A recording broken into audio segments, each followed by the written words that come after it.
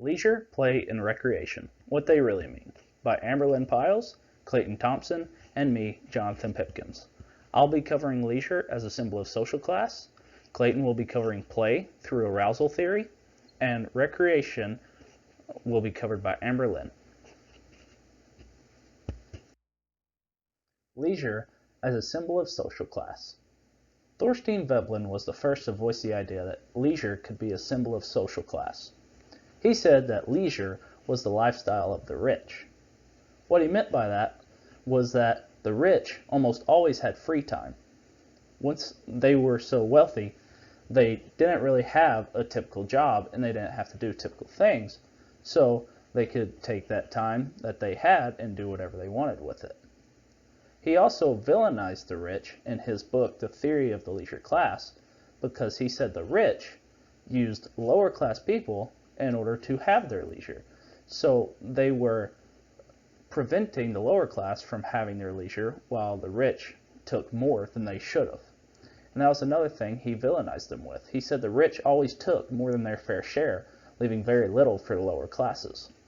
He also coined the term conspicuous consumption. Conspicuous literally means to make obvious, to make prevalent, or to draw attention to something.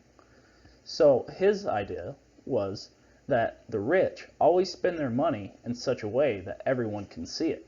They always consume products, as many as they can, in front of as many people as they can, to solidify their position as the upper class. Jeff Rose talks about the idea of leisure as a symbol of social class in his paper, Leisure and Social Class. He says leisure is always changing, and that in today's society, the upper class continually raise the bar when it comes to leisure. As the middle class try and do things like go on cruises or have nice cars that they can drive around in, things like that, the upper class want to still differentiate themselves from that middle class. And the way they do that is by spending more money. And spending that money is their form of leisure. And that is the idea of leisure as a symbol of social class. This is the arousal theory for play.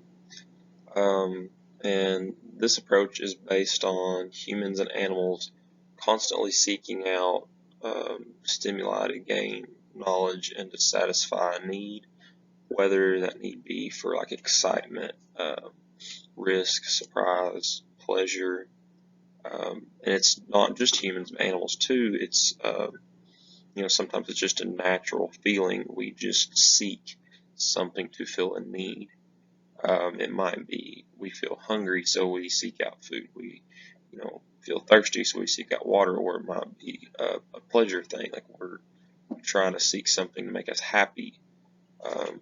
So we would seek that out, just to anything to fill a need, and it's more of like a natural thing, and you have to keep in mind. So the normal classical view of play might be light, frolicking, and that's not always the case. So it's not always enjoyable and light.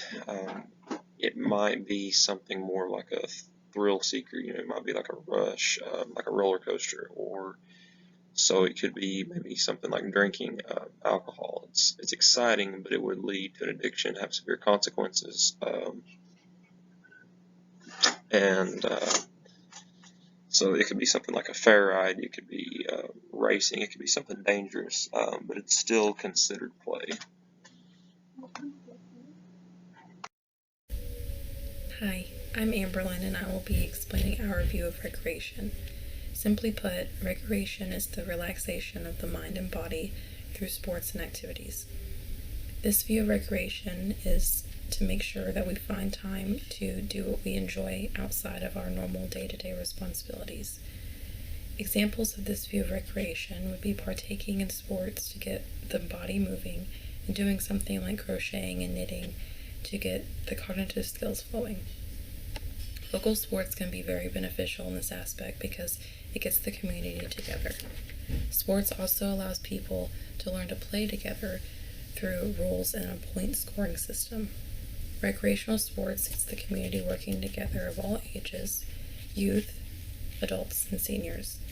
It is also beneficial for individuals with disabilities and other impairments, as recreation gets their minds and body working and relax as well.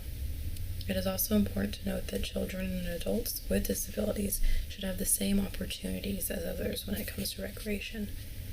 However, recreation is not limited to just sports. It can include bowling, camping, fishing, kayaking, any form of participation.